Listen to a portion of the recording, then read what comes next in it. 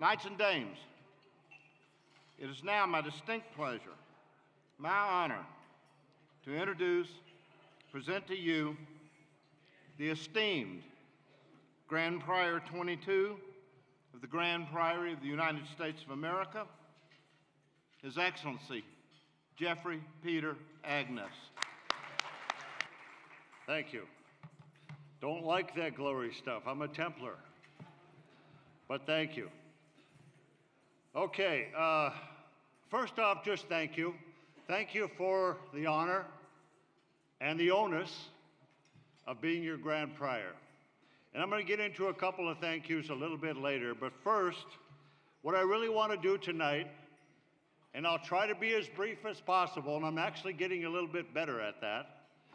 I want to talk to two groups of people. One is the knights that just became knights, and one is the guests out there who are just joining us for the first time, just went to our CNI, and are here tonight. And I want to answer two questions. For the knights, what have I just done? And for the guests, why did you just do that? And I think those are the two questions that are hanging out there right now. And first, I want to start with the guests.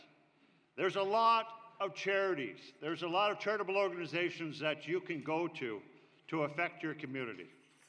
A lot of really good ones, and our local priories are going to hundreds of them. And that's a great thing. But I always say, if you want to change your community, there's lots of options. If you want to change the world, become a Templar. Now, that sounds grandiose, braggadocious, all of those OSHIS words. But as Chief Ten Bears said to outlaw Josie Wales, there is iron in those words. And yes, Nico, I just quoted the outlaw Josie Wales. Live with it, son. I know I'm going to catch some crap for that. But why us? Okay, why us? And why do I say that? And why do I say there's iron in those words? Well, we are the modern Knights Templar. It used to be a question about that. There's lots of Templar organizations out there, but now in the blogs and on the net and in articles everywhere, they are now quoting us as the modern Knights Templar. SMOTJ, they are quoting as the modern Knights Templar. So we have to understand that and believe it and work with it. You know, we had an article in the Smithsonian about us a while back, and it didn't say exactly what we wanted it to say. But what it did do is it got the word out there that there are modern Knights Templar, and not only that, but they are us. But why us? There's lots of different organizations that call themselves Knights Templar. Well, John DiGilio started explaining that at the Grand Council meeting, but the guests out there weren't at the Grand Council meeting, so just a little bit about that. First off, we are focused on today.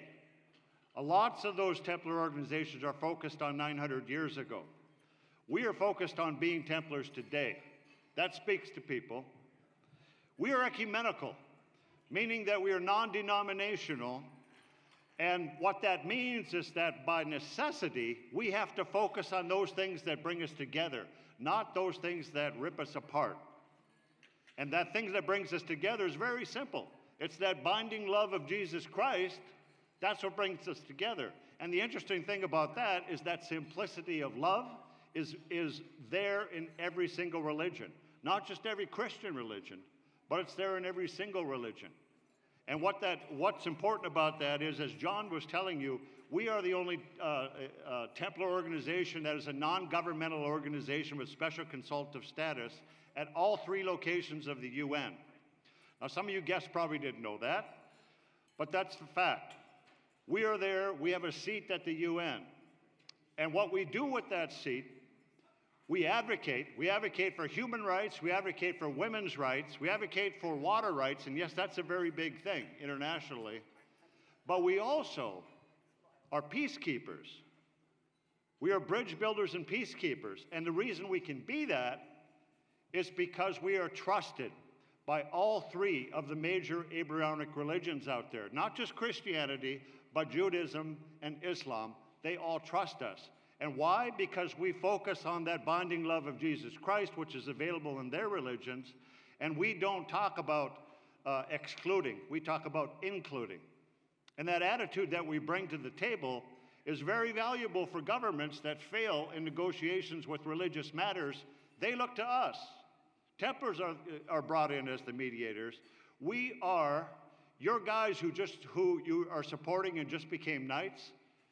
We are peacekeepers and bridge builders. We are changing the world. There's iron in those words. And also, Dwayne Boucher, where are you? Okay, Dwayne runs for us a thing called Operation Night Flight. We are facilitators working with the United States government. There's a thing called the Denton Amendment, and we are working with the United States government for missions around the world where they are sending planes on training missions. What we are doing is facilitating putting all kinds of goods on those planes and getting them over to places all over the world that are suffering Christians, starving Christians. We have literally delivered tons of valuable goods to starving and struggling Christians throughout the world. There's iron in those words. We are changing the world. Make no doubt about it, those knights that you're supporting are changing the world. Now, I want to talk to the knights directly. And, where are the knights, by the way? Could you guys just raise your hand just so I know where you're at? Okay, I see one over there. Okay. Are we split apart for the most part? Okay. Okay, for those knights who have just joined, it's all about example. It's really all about example. And it's easy for me to be a Templar because my whole life I've been surrounded by Templar examples. And you got to start with Clay Kemmerer. I mean, how lucky am I to be following the best? I mean, the single best leader that I know. I'm following him. How lucky is that? So I have Clay as an example. But as I was growing up, the best man and the best woman that I knew growing up was my dad and my mom. And my mom would say about my dad, he was frustratingly honest. And he, to the point where he just couldn't have a good time. And my mom liked to have a good time.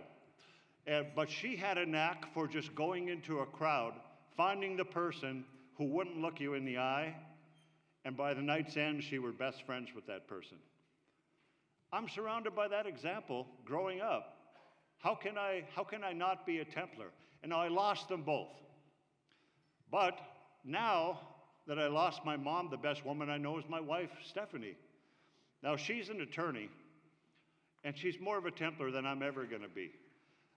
She was actually, and Chuck is clapping because he loves her more than me. I know, you keep telling me.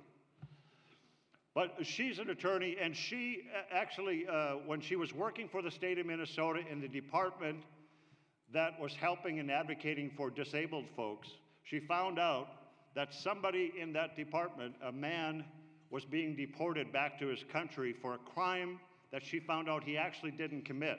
Now, this was a man that was mentally challenged, really didn't understand what he was even being accused of, and the double whammy was he didn't speak English and he didn't have an interpreter. So he had admitted to something he actually didn't do. Now, being sent back, being deported to his country meant certain death and painful, slow death in this country. Stephanie called up the Attorney General of the state, and she worked it out so that this man not only didn't get deported, but he got put into the institution where he actually belonged, literally saving his life. I talk about opening doors for ladies. My wife is saving people. This is who I'm surrounded by. This is my Templar example. And when I lost my dad, now the best man that I know is my son, Nico. And I'm sorry, Nico, I'm going to embarrass you a little bit, son. I'm going to embarrass you a little bit. And I say that because Nico's not good at bragging. He's not good at that, and he doesn't like being in the spotlight. And so, sorry, kid. But I'm just telling you, Steph and I have talked about Nico, and we've come to the conclusion that although we would like to take credit for him just being good, we've decided that he was just born that way. He was just born that way. It wasn't us, you know. We might have had a little part of it, but let me tell you just a little bit about Nico. And Keith Larson, I so wish Bob Bolito was here. Well, Keith, where are you? Keith, I wish Bob Bolito was here because he would understand what I'm about to say here. We were having supper and with the group, and I overheard Nico talking to his cousin, Olivia, who's actually here too. Olivia, where are you? Ah, she's right there. Okay, you were over by Nico, but now you're right. But those two were talking, and I overheard, I thought I heard scholarship, and I thought I heard baseball. And I said, what? And I said, Nico, what did you just say? And he said, we were just talking about scholarships. And I said, what did you just say? And he looked at me and he said, I was offered a scholarship to play baseball for McAllister College. I said, what? You were offered a scholarship to play baseball? You didn't tell us? And he said, well, they weren't offering me much money, and I wanted to go to the University of Minnesota. And I said, Nico, that's not the point. This is bragging rights. This is a school that Kofi Annan went to. Come on, kid. You got to tell us these things. And he's looking at me with a blank look like, what planet are you from? He doesn't have that gene. I talk about humility. He lives it. And a little bit later, and I'm not done embarrassing you, Nico, but so a little bit later, you know, out of curiosity, how many of you heard the basketball story? Just raise your hand if you've heard the basketball story. I've told that a few times. Okay, that's a few. I got a few more to go. That same school that I talked about with Nico, St. Vincent de Paul, well, he's a baseball stud, obviously. I just told you that, basically. But we were at tryouts in middle school. And I was sitting up in the stands while the boys were out trying out for the team. And I was sitting by one of the parents. I was sitting with all the parents, but I was sitting by one of the parents of Andy, who was this great athlete, but his dad was very nervous about Andy making the team. And he kept saying, geez, I hope he's going to play catch with Nico. I hope he's going to play catch with Nico. Is he going to play catch with Nico? He was just obsessed. And I thought, okay. And I looked around. I couldn't see Nico. I said, where is Nico? And we looked. We couldn't see him. He's over in the corner. He's playing catch with Spencer. And Spencer is an awkward kid. Spencer's an awkward kid. And he's obviously never played baseball before in his life. And I'm sure he borrowed the glove he was using. But Nico knows that he can throw it into Spencer's glove, and he knows that whatever Spencer throws back, he's probably going to be able to catch it. Nico's more interested in Spencer not looking bad in front of his parents than he is in himself making the team. Well, part of that is because he knows he's going to make the team, granted. But later then, we have a game, and it comes down to the end. We're ahead, and there's one out to go. And Spencer is in right field, and Nico is playing center field, and a ball is hit right to Spencer. Now, all we need is one out, and the game is over. And Nico rushes over, and plenty of time to make the catch. And he starts doing one of these things. You know, he looks at the ball, looks at Spencer, looks at the ball, looks at Spencer. And I know what's going through his head. He's thinking, do I make this catch and end the game, or do I allow Spencer the opportunity to be a hero? And he backed off. And I'd like to tell you that Spencer made the catch and they carried him off on his shoulders, but the ball didn't even come close to Spencer's glove. Didn't even come close. Nico picked it up and he threw it in, and we still won the game. But Nico won the moment. And for all the times he has ended games with a pitch because he was a pitcher, or all the times that he's won a game with that last hit to win a game and all those acrobatic catches he's made, given us pleasure throughout the years, I have never, ever been more proud of him than I was at that moment. That's my son. That's the example that I am surrounded by.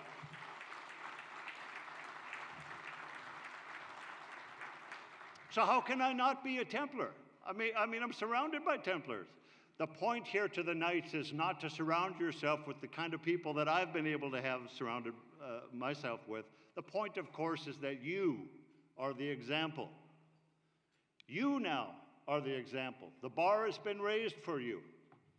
You are no longer a spectator. You are a participant in this game. Now that you're a Templar, you're a participant in this game.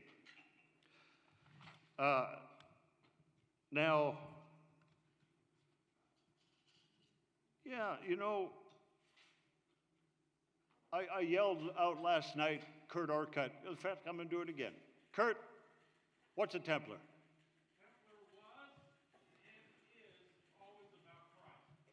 That's exactly right. That's exactly right. When you knights leave tonight, you're going to go out into this world and you're going to call yourselves Templars.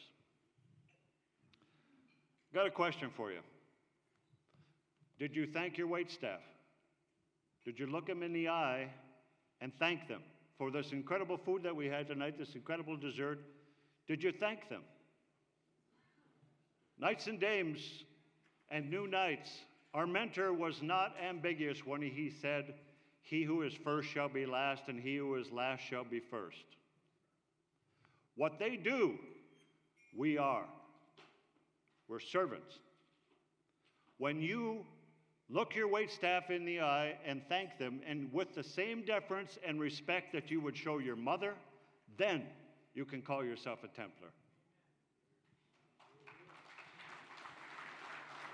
One more question for you. Do you know the name of the lady that empties the trash at your office? Once again, I heard a yes, there's a Templar. Once again, our Lord, our mentor with a capital M, was not ambiguous when he said, "Whatsoever you do to the least of my children, you do it unto me." When you can tell me the name of the person who empties the trash at your office and the name of all of her children, then you can call yourself a Templar. Now, what happens when you're at your local club and the game comes on and it starts and the Star-Spangled Banner starts and you're with your buddies and you're talking? When you stop talking and you get up and you put your hand on your heart, patriotism is not a thing for Templars. It's an infectious disease. When you do that, when you stand up, put your hand on your heart, stop talking, and you wait till that glorious song is done, and after the third time you've done that, one of your buddies stands up and does exactly the same thing, then you can call yourself a Templar. Now, I want each of you to know that on your table, if somebody would take the initiative to look in the center of your table, there is a little velvet bag. Somebody open it up. Somebody on each table, please open it up. Inside you will find 8 Templar mites. And I want each of you to take one, not just the knights and dames, not just the new knights and dames, but everybody who's in this room tonight. Please take a mite. Take the time now to hand those out, please, and dispense them.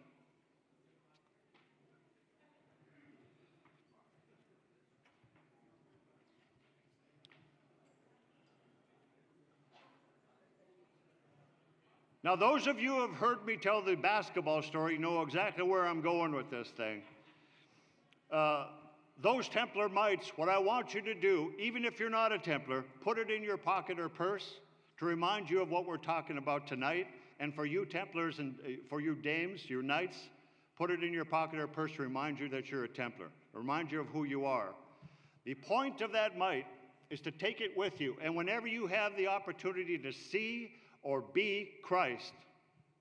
And what I mean by that is if you see somebody doing something great, come up to them and give them the mite. Tell them you're a Templar, give them the mite, and say, "I saw what you were doing, pass it on." If you have an opportunity to help somebody, do the same thing. Help them, but then give them the mite and say, "If you have the opportunity to help somebody, please do so and pass this on." The idea is that everybody in this room get that mite out there doing the work of the Lord, so that when we leave tonight, that mite is out there. And on some night, when I'm stuck in a snowbank in the middle of Minnesota, and somebody comes up and pushes me out of that snowbank, and I open my window, and they put through a mite, and they say, "This is a Templar mite.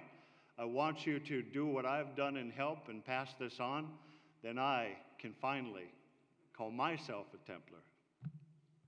And the circle will be closed.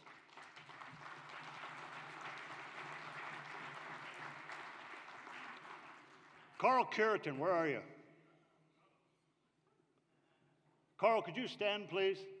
Now, when I was talking about Nico, I said, I'm sorry, son, I'm embarrassing you. I'm not going to embarrass Carl. Carl's a big deal. Carl speaks publicly for lots of folks. He speaks internationally. He's known for it. When you have a telephone conversation with him, you feel like if you don't write it down, you're missing something. At St. King Charles the Martyr, when I was officiating over there, Carl, right as I was leaving to go to my hotel room, Carl pulled me aside and said, Grand Prior, would you pray for me, please? Carl, that touched me. And I said, Carl, I will pray for you if you pray for me. And that's the last thing I said that night, and that's the last thing Carl said to me that night. That touched me. Now, thank you. And now, Don Robinson knows this, but not a lot of you do. I tortured him for an hour or two. In a previous life, I used to front a band and write music and write songs. And what he did inspired me to do that, and I thought, tonight, I'm going to torture you guys for just a couple minutes. Now, what I didn't think about was that I wouldn't have a voice left at this point, so you're going to have to give me a little leeway. But as Ryan knows, who also writes songs, if you play your own song, nobody has any idea what it's supposed to sound like. So, Thomas, could you, yeah. So I'm just going to play you a song that I think is appropriate for tonight.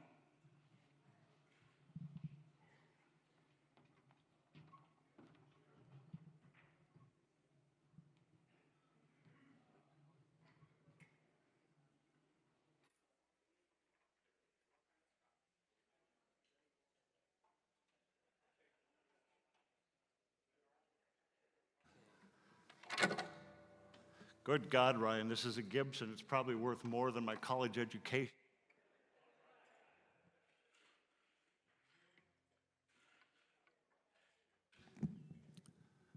It's called Operator Air. Okay, bear with me. It's just a couple minutes and we'll be done.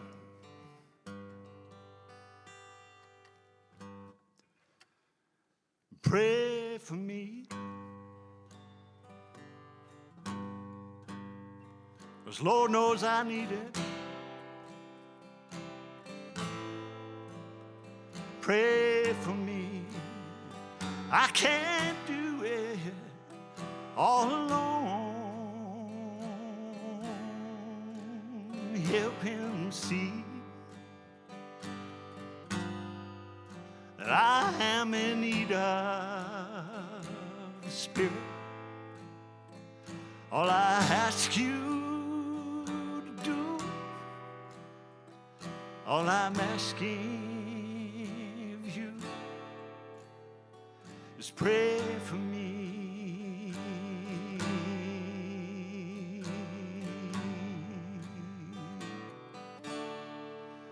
Lift me up, 'cause I feel myself falling,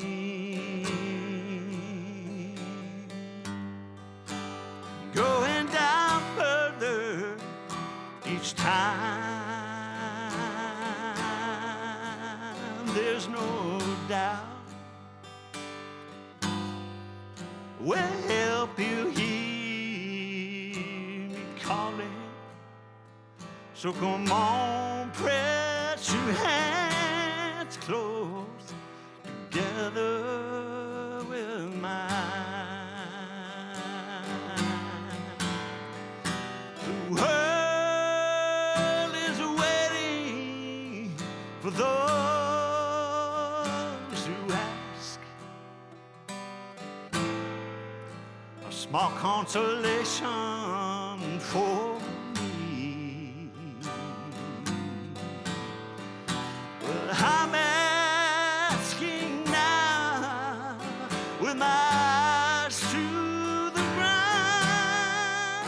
The world looks so different down on bended knee. Pray for me. 'cause Lord knows I need it.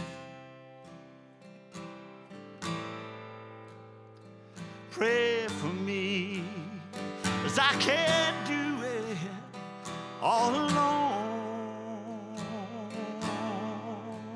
Help him see I am in need of the Spirit. All I ask you to do,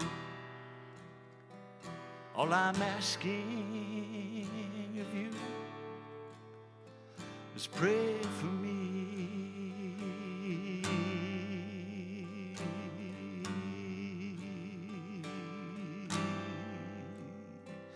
All I ask you to do, and all I'm asking of you, is pray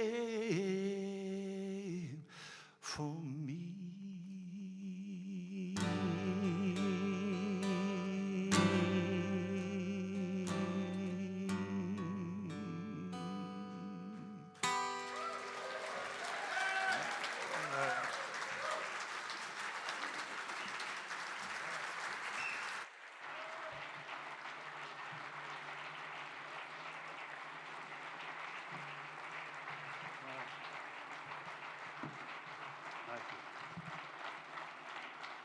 Okay.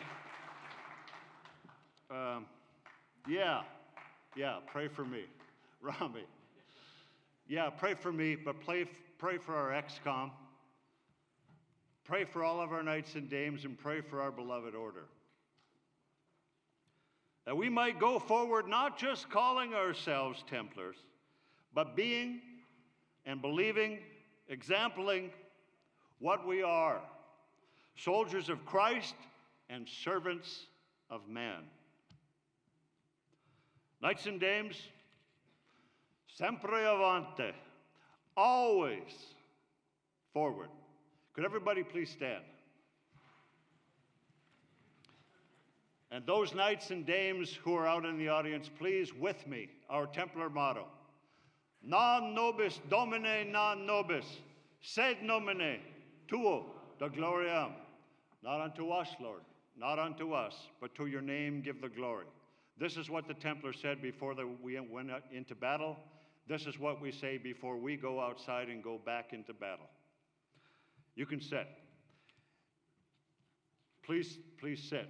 And I want to thank you again for the honor and the onus of being your Grand Prior. I want to thank the Priory of St. Matthew, and I know, Don, you're going to do the same thing, but that's okay. Redundancy in that case is a good thing. So thank you again, and I'm going to see you all in Long Beach, California. Thank you.